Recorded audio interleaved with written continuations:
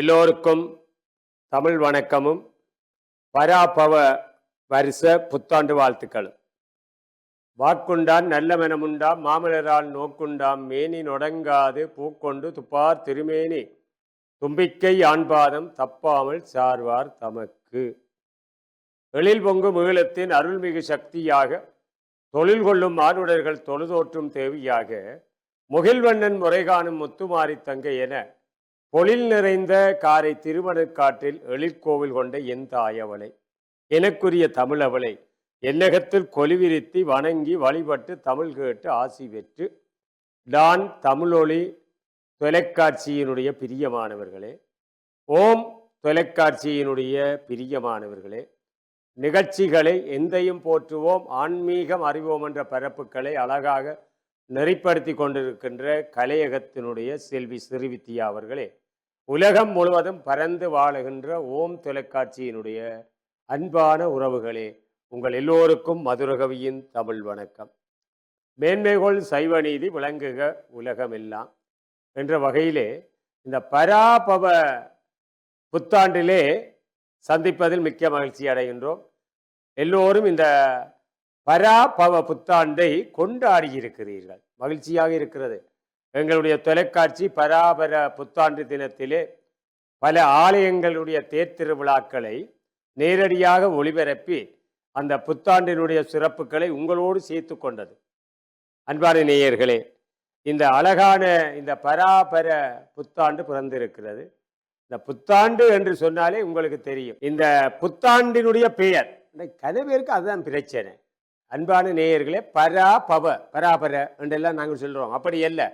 பராபவ அழகான ஒரு பேர். 60 ஆண்டுகளுக்குள்ள ஒரு அழகான ஆண்டு நிச்சயமாக நாங்கள் நினைக்கலாம். ஈழத்தமிழர்களுக்கு ஒரு தீர்வை ஓரளவாவது தரப்போர் ஆண்டு தான் இந்த ஆண்டு என்று நினைக்கிறோம். சரி நேயர்களே, இந்த சித்திரை புத்தாண்டு இந்த சித்திரை மாதத்தில் சூரியன் மேச ராசியில நுழையும் பொழுது இந்த ஆண்டு கொண்டாடப்படுகிறது, இந்த வருஷம் கொண்டாடப்படுகிறது. அது மட்டுமல்ல, நேயர்களுக்கு தெரியும், இந்த புத்தாண்டு என்று சொன்னால் நாங்கள் பல விடயங்களை பேசுகிறோம்.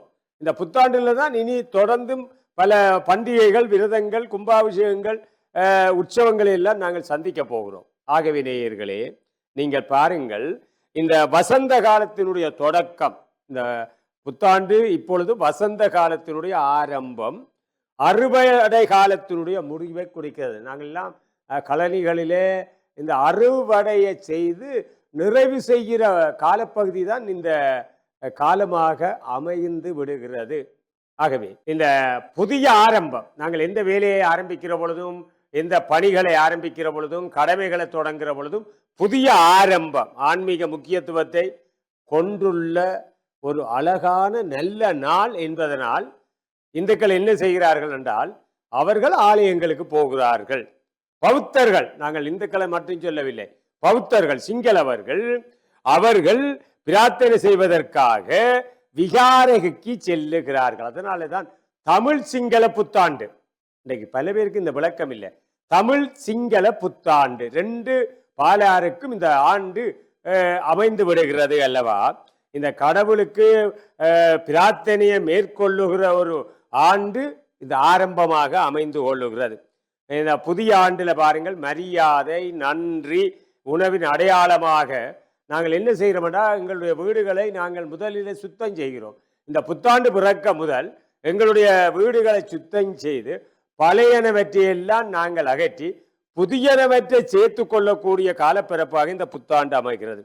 அது மட்டுமல்ல நேயர்களே, பாரம்பரியமான உணவுகளை சமைத்து குடும்பத்தினருடன் நண்பர்களுடன் பகிர்ந்து கொள்வதன் மூலம் இந்த புது வருட கொண்டாட்டங்கள் ஆரம்பம் ஆகிறது. இதுதான் ஆரம்பம். எங்களுடைய நண்பர்கள், உறவினர்கள், அயலவர்கள் எல்லோருடமும் கூட்டாக ஒற்றுமையாக சேர்ந்து நல்ல நல்ல பலகாரங்களை உண்டு மகிழ்ந்து கொண்டாடுகின்ற ஒரு ஆரம்பம் தான் இந்த புத்தாண்டு. அது மட்டுமல்ல நேயர்களே, சித்திரை மாதத்திலே இந்த புத்தாண்டு என ஜோதிடத்தில் குறிப்பிடப்படுகிற நேரங்கள் பிரதானமாக கணிக்கப்படுகிறது. பாருங்கள், இந்த புத்தாண்டிலே நேச்ச மாத்திரத்தில் நாங்கள் கர்மங்களை ஆரம்பிக்க கூடாது, சுப வேளையில தான் நாங்கள் கர்மங்களை ஆரம்பிக்க வேணும். பாக்கிய பஞ்சாங்கம், திருக்கணித பஞ்சாங்கம் இந்த சுப வேளைகளை எல்லாம் எங்களுக்கு அழகாக கணித்து தந்திருக்கிறது. பழைய ஆண்டிலே நிறைவு செய்ய வேண்டிய வேலைகளை அந்த ஆண்டிலே நிறைவு செய்துவிட்டு புதிய ஆண்டிலே குறிப்பிடப்பட்ட சுப நேரத்திலே எங்களுடைய காரியங்களை மேற்கொள்ள தயாராக இருப்பார்கள். அதுதான் இந்த புத்தாண்டில் ஒன்றை கவனிக்க வேண்டும் அன்பான நேயர்களே. சுப நேரம், இந்த சுப வேலையை நாங்கள் இழந்துவிட முடியாது. ஏனென்றால் ஆரம்பம், எங்களுடைய வருஷ ஆரம்பம், வாழ்க்கையினுடைய ஆரம்பம், சுபகாரியங்களுடைய ஆரம்பம், மங்களத்தினுடைய ஆரம்பம். அதுதான் புது வருடம். நாங்கள் பார்த்து கொண்டிருப்பது இந்த புதிய புத்தாண்டு. தமிழ் சிங்கள புத்தாண்டு என்றெல்லாம் பரவலாக சொல்லுகிறார்கள் தானே. ஆகவே தமிழ் புத்தாண்டு பாருங்கள், புத்தாடை அணிதல் இந்த தொடக்கத்தினுடைய அடையாளம். பல பேர் கேட்பார்கள், தீபாவளிக்கு தானே நாங்கள் புத்தாடை அணிகிறோம், பிறகு என்ன புது வருஷத்துக்கும் புத்தாடை வாங்குகிறோம். இந்த புதிய ஆரம்பம் ஆடைகளுக்கும் கூட ஒரு தொடக்கம் என்று நாங்கள் வச்சுக்கொள்ளலாம். அதில் அணிவதிலே எந்த விதமான சிக்கல்களும் இல்லை. ஆகவே இந்த புதிய ஆண்டு தொடக்கத்தினுடைய அடையாளத்தை நாங்கள் வருவிக்கிற முகமாக புத்தாடை அணிகிறோம். புத்தாடை அணிந்து கோயிலுக்கு போகிறோம். புத்தாண்டு அன்று மக்கள் புதிய ஆடைகளை அணிந்து தங்கள் குடும்பத்தினருடன், நண்பர்களுடன், உறவினர்களுடன் வீடுகளுக்கு சென்று அந்த மகிழ்ச்சியை பகிர்ந்து கொள்ளுகிறார்கள். உணவை பகிர்ந்து ஒரு மங்களகரமான சூழலை உருவாக்குகின்ற ஒரு ஆரம்பம்தான் புத்தாண்டு. இந்த தினத்தில் அநேகமானவர்களை பார்த்தால் அவர்களது அதிர்ஷ்ட நிறங்களை கருத்தில் கொண்டு உடைகளை அணிவது ஒரு சம்பிரதாயம். சிலருக்கு இந்த எண்ஜோதிடத்தில் எங்களுக்கு நம்பிக்கை இருக்குது தானே. எங்களுடைய ஆடைகளில் எங்களுக்கு பிடித்தமான ஒரு கலர் செந்நிறம், எனக்கு பிடித்தமான கலர். அதே போல ஒரு ஆடைகள்லையும் ஒரு கலரான ஆடைகளை ஆண்களாயிருக்கலாம் பெண்களாயிருக்கலாம் இருபாலாருக்கும் தங்களுடைய மனசில் ஒரு கலர் தெரிவு செய்யப்பட்டிருக்கிறது, அதை அணிவார்கள். அடுத்தது இந்த பாரம்பரியமான உணவுகள். இதை நாங்கள் மறந்து விடுகிறோம். இந்த ஆண்டில் இந்த பிறந்திருக்கிற பராபவ இந்த புத்தாண்டில் இந்த பாரம்பரியமான உணவுகளை, அன்பான நேயர்களே, நாங்கள் பாரம்பரிய உணவுகளை மறந்து விடுகிறோம். அதுதான் எங்களுடைய பாரம்பரியமான உணவுகள். அதாவது குடும்பத்தினருடன், அயலவர்களுடன் மற்றும் நண்பர்களுடன் பகிர்ந்து கொள்ளக்கூடிய உணவுகளை காலாதி காலமாக எங்களுடைய முன்னவர்கள், மூதாதையர்கள், பெற்றவர்கள் எல்லாம் சேர்த்து வைத்திருக்கிறார்கள் இந்த உணவினுடைய அடையாளங்களை. அன்று இந்த தமிழ் புத்தாண்டு அன்று அதிரசம், சின்ன பிள்ளைகளுக்கு இப்போ அதிரசம் என்றால் தெரியாது. அதிரசம், உளுந்து வடை, கேசரி போன்ற உணவு வகைகளையும் பாருங்கள். இந்த சிங்கள மக்கள் என்ன செய்கிறார்கள் என்றால் அந்த புத்தாண்டை கொண்டாடுவதற்காக அன்று பாச்சோறு, கிரிபத், பலகாரம், கவுன், கொங்கிஸ், ஆஸ்மி போன்ற உணவுகளை செய்து அந்த பௌத்தர்கள், சிங்களவர்கள் அந்த புத்தாண்டை கொண்டாடுகிறார்கள். பாருங்கள், ஒரு பாரம்பரியமான மரபு இருக்கிறதில்ல. தமிழ் மக்களுக்கு ஒரு மரபு, சிங்கள மக்களுக்கு உணவு கலாச்சாரத்தில் ஒரு மரபை பேணுகிறோம் அல்லவா. ஆகவே நாங்கள் பார்த்து கொண்டிருப்பது புத்தாண்டிலே கொண்டாடப்படுகிற புத்தாண்டினுடைய ஆரம்பத்திலே அந்த சுபவேளையிலே நாங்கள் நிறைவேற்றுகின்ற வைபவங்கள். இவை வெறும் உணவுகள் மட்டுமல்ல, இவை தலைமுறைகளை கடந்து வரும் கலாச்சார அடையாளம். அன்பான நேயர்களே, இந்த உணவில கூட உடையில கலாச்சாரம் எப்படி இருக்கிறதோ அதே போல இது எங்களுடைய உணவு என்ற அடையாளத்தை நாங்கள் சேர்த்துக் கொள்ளுகிறோம் அல்லவா. அது மட்டுமல்ல, புத்தாண்டில விளையாட்டுகள், பொழுதுபோக்குகள் கூட ஒரு அடையாளமாக இருக்கிறது. எங்களுடைய இளையவர்கள் அதை இழந்து விடுகிறார்கள். அதான் எங்களுக்கு வேதனை. பெற்றவர்கள் அதை சேர்த்து கொள்ள வேண்டும். புத்தாண்டு அன்று மக்கள் பாரம்பரிய விளையாட்டுகளிலும் பொழுதுபோக்குகளிலும் கலந்து ஈடுபடுகிறார்கள். ஒரு மகிழ்ச்சியான பொழுது தானே இந்த தமிழ் புத்தாண்டு அன்று. இங்க கனவேருக்கு இந்த விளையாட்டுகள் தெரியாது. இந்த பாரம்பரியமான உரியடி வைபவம் ஒன்று இருக்கிறது. உரியடி என்றால் அந்த பானைகளை உரியில ஏற்றி அடிப்பார்கள், கோல் வச்சு அடிப்பார்கள். அடுத்தது சட்டி உடைத்தல், அது ஒரு பாரம்பரியமான, இன்றைக்கு தெரியாது சின்ன பிள்ளைகளுக்கு. சட்டி உடைத்தல் என்றால் என்ன, சட்டியை போட்டு உடைக்கிற, அதுக்கு ஒரு மரபு இருக்குது, ஒரு வகை இருக்கிறது. வழுக்கு கிரீஸ் மரம் ஏறுதல், வழுக்கு மரத்தில் ஏறுறது போட்டி வைப்பார்களப்பா. யார் இந்த வழுக்கு மரத்திலவே அங்கே உச்சியில பொட்டலமாக காசு இருக்கிறத அவிட்டு கொண்டு வர வேணும். என்ன அற்புதம். அது மட்டுமல்ல, தலையணை சண்டை, தேங்காய் துருவுதல். எல்லாம் தேங்காய் துருவுறது பெண்களுக்கு, மாதர்களுக்கு இருக்கிற ஒரு போட்டி தேங்காய் துருவுதல். யானைக்கு கண் வைத்தல், எல்லாவற்றுக்கும் மேலாக போர்த்தேங்காய் உடைத்தல். இதெல்லாம் வருஷத்திலே நடைபெறுகிற இந்த கலாச்சார விளையாட்டுகள் போன்றவை பரவலாக நாங்கள் பார்க்கிறோம். இதை மறந்து போய்விட்டோம். நாங்கள் இந்த பாரம்பரியமான விளையாட்டுகளை மறந்து போய்விட்டோம் என்றில்லை, இன்னும் பல கிராமங்களில் இது நிறைவேற்றப்படுகிறது. புதிய ஆரம்பம், இந்த புத்தாண்டு என்பது இனியதொரு ஆரம்பம். நற்காரியங்களை தொடங்க நல்ல நேரத்திலே இந்த காரியங்களை ஆரம்பிக்கின்ற ஒரு சுப பொழுதுகளை சேர்த்து கொள்ளுகிற ஒரு ஆரம்பம் தான் புத்தாண்டு. இந்த நாளில நல்ல நேரம் கூடுகிற வேளையில மக்கள் புதிய தொழிலை ஆரம்பிப்பார்கள்.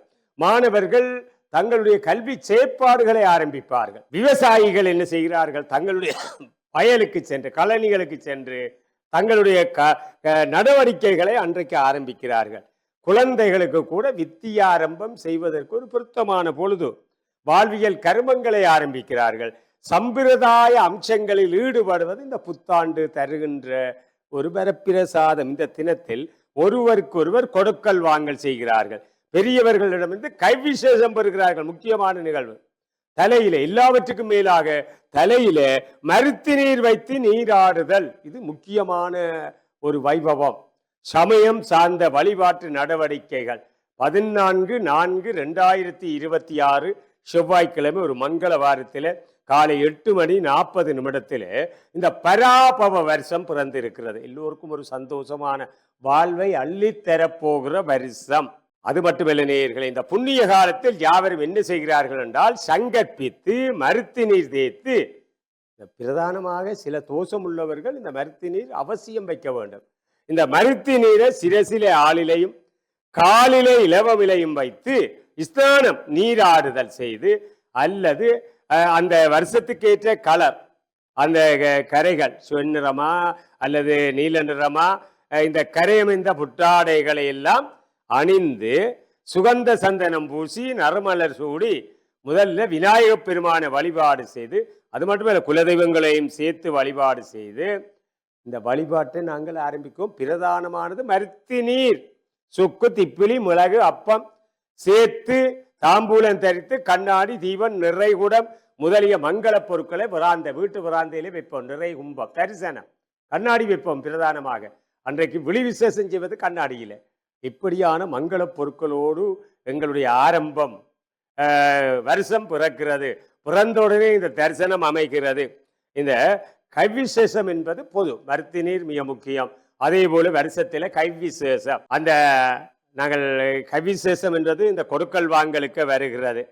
உங்களுக்கு தெரியும், மருத்து நீர் மிகவும் முக்கியமான. சூரியனின் வெண்மையை தாங்காத உடலுக்கு குளிர்ச்சியை தருவதே மருத்து நீர். இப்ப வெக்கையான காலம் இந்த வருஷம், ஒவ்வொரு ஆண்டிலும் இப்படித்தான். ஆகவே இந்த பகல் பொழுதில மருத்து நீர் என்பது விஞ்ஞான முறையிலும் அது உகந்தது. மருத்து நீர் என்பது தமிழ் வருட பிறப்பன்று ஸ்நானத்தில் முக்கியத்துவம் பெறுகிற ஒரு விடயம். இந்த மருத்து நீர் எப்படி தயாரிக்கப்படுகிறது தெரிய வேணும். சும்மா மருத்து நீர் என்று மதுரகவி சொல்லி போட்டு போகல. தாளம்பூ, தாமரைப்பூ, மாதுளம்பூ, துளசி, விஸ்ருகிராந்தி, சீதேவியார், செங்கல் நீர், வில்வம், அருகு, பீர்க்கு, பால், கோசலம், கோமயம், கோரோசரை, மஞ்சள், திப்பிலி மற்றும் சுக்கு என்பனவற்றை நீரில் கலந்து காய்ச்சி எடுக்கப்படுகிற ஒரு கசாயம் மருத்து நீர். பாருங்க, இவ்வளவு பொருட்கள் செய்கிற வேணும் மருத்து நீருக்கு. ஆகவே மருத்து நீர் என்றால் நாங்கள் சாதாரணமாக நினைக்கக்கூடாது. இது பாரம்பரியமான ஒரு மரபு வழிபாட்டு முறை. அது மட்டுமல்ல, இவற்றை பெற்றுக்கொள்ள முடியாதவர்கள் வீட்டுக்கு அருகாமையில கிடைக்கக்கூடிய அருகு, துளசி, வேப்பிலை ஆகியவற்றை மஞ்சள் சுத்தமான நீரிலிட்டு நன்கு கொதிக்க வைத்து காய்ச்சி எடுத்து கொள்ள வேண்டும். மருத்து நீர் வைத்து நீராடினால் புத்தாண்டில் நல்ல பலன்களை பெறலாம். நாங்கள் வெறுமனையே சொல்ல முடியாது. இந்த புத்தாண்டில் நிறைவேற்றப்பட வேண்டிய விடயங்களை நாங்கள் ஏனோ தானோ ஒன்று பக்கத்தில் இருக்கிறவர் சொல்றாரு, அயல் வீட்டுக்காரர் சொல்றாரு என்று இல்லை. எங்களுடைய பெற்றோர் சிலருக்கு இன்றைக்கு நாங்கள் பார்த்தோம் பாரம்பரியமான நடைமுறை. உண்மையில் நான் காரைநகரில் சில விடயங்களை பார்த்தேன். நான் ஊரை குறிப்பிட்டு எங்களோட ஊரில் தான் இது நடந்ததில்லை. இந்த உதாரணமாக நாங்கள் சொல்றோம், இந்த பிள்ளைகளுக்கெல்லாம் பிள்ளைகள் பெருசாக வளர்ந்தாலும் இந்த அம்மா அப்பா மருத்து நீர் தேய்த்து விடுவார்களப்பா உச்சியில. இந்த பிள்ளைகளை அந்த வருஷத்தில் அன்றைக்கு நான் பார்த்தோம். எங்களுடைய குடும்பத்தவர்கள் எல்லாம் இந்த பிள்ளைகளுக்கு இந்த பெற்றோர்கள் மருத்து நீர் எடுத்து ஆண் பிள்ளையா இருக்கலாம் பெண் பிள்ளையா இருக்கலாம் தேய்த்து விடுவார்கள். அது ஒரு உண்மையில நல்ல சகுனம். அதாவது ஒவ்வொரு நாளும் அம்மா குளிக்க பார்க்கிறே தானே, சின்ன வயசுக்கு பிறகு தாங்களே குளிக்கிறதானே. அன்றைக்கு மட்டும் பெரியவர்களா வளர்ந்தாலும் அவர்கள் குடும்பத்தில் இருந்தாலும் அதை நாங்கள் பார்த்தோம், மகிழ்ச்சியாக இருக்கிறது. தம்பதிகளாக இருந்தாலும் தன்ற மகன் என்ற உரிமையோடு மகனை கூப்பிட்டு மருத்தி நீர் தலையில வைக்கிற ஒரு மரபு இருக்கிறது. பெண் பிள்ளையாக இருந்தாலும் அப்படித்தான். அந்த பிள்ளைகள் பெற்றோர் செல்வதை ஆமோதித்து கேட்பார்கள். உடனே ஓடி அம்மா மருத்தி நீர் கொண்டானே, அப்பா மருத்தி நீர் கொண்டு வாங்கோ என்று சொல்லி தலையில தேய்ப்பார்கள். அந்த வளமை இருக்கிறது. இன்றைக்கும் ஒரு சில இடங்கள்ல அதை நாங்கள் பார்க்கிறோம். அதுதான் மருத்தி நீர். இந்த கைவிசேஷம், இப்பெல்லாம் கைவிசேஷம் என்று சொன்னால் பெரிய பெரிய காசுகளை தான் கையில் வைக்க வேணும் என்ற ஒரு மரபு இல்லை. அதாவது சில்லறை காசு, வெத்திலையில மஞ்சள் கற்கண்டு அந்த காசெல்லாம் வைத்து தெய்வ அனுகூலத்தோடு தெய்வ ஆசீர்வாதத்தோடு அந்த கொடுக்கல் வாங்கல் நாங்கள் பார்த்தோம். எங்களுடைய வங்கிகளில் கொடுக்கல் வாங்கல் நடைமுறையை நாங்கள் பின்பற்றுகிறார்கள். அன்றைக்கு புத்தாண்டன்றைக்கு பார்த்தோம். அடுத்த நாள் 15/4/2026 புதன்கிழமை கூட யாழ்ப்பாண மாவட்டத்தில், பொதுவாக யாழ்ப்பாண மாவட்டத்தை நான் தனிய குறிப்பிடல, எல்லா மாவட்டங்களிலேயும் அநேகமாக வங்கிகளில், எல்லா வங்கிகளிலும் கொடுக்கல் வாங்கல் நிறைவேற்றப்பட்டது. வருஷப்பிறப்பு அன்றைக்கும் கொடுக்கல் வாங்கல், அது பிரதானமான ஒரு வழிபாடு. ஏனென்றால் இந்த பெரியோர்களிடத்திலிருந்து கைவிசேஷம் பெறுவது மிக முக்கியமானது. என்றால் கொடுக்கல் வாங்கலோடு தான் எங்கள் வாழ்க்கை ஆரம்பமாகிறது. காசோடு தானே, பணத்தோடு தானே, நிதியோடு தானே வாழ்க்கை ஆரம்பமாகிறது. அதனாலே அந்த நல்ல முகூர்த்தத்திலே அந்த கொடுக்கல் வாங்கல் என்று சொல்லுகிற கைவிசேஷத்தை நாங்கள் பரிமாற வேண்டும். எங்களுடைய கலியகங்கள், எங்களுடைய பாடசாலைகள், எங்களுடைய வியாபார தலங்கள் போன்ற எல்லா இடத்திலையும் அன்றைக்கு மட்டும் அந்த கொடுக்கல் வாங்கலை நிறைவேற்றுவார்கள் என்று அந்த வருஷம் முழுவதும் அவர்களுடைய கையில மகாலட்சுமியினுடைய அனுக்கிரகம் இருக்க வேண்டும் என்பதற்காக இந்த கொடுக்கல் வாங்கல்களை, புத்தாண்டினுடைய ஆரம்பம் இதுதான். ஆகவே நாங்கள் பார்த்தது இந்த பராபவ வருஷத்தினுடைய இந்த மகத்துவங்கள். ஆகவே அந்த வகையிலே, இந்த அளவிலே இந்த புத்தாண்டினுடைய மகத்துவங்களை உங்களோடு பகிர்ந்து இந்த அளவில் நிறைவு செய்து கொள்பவர் காரை மதுரகவி. வணக்கம் நேயர்களே.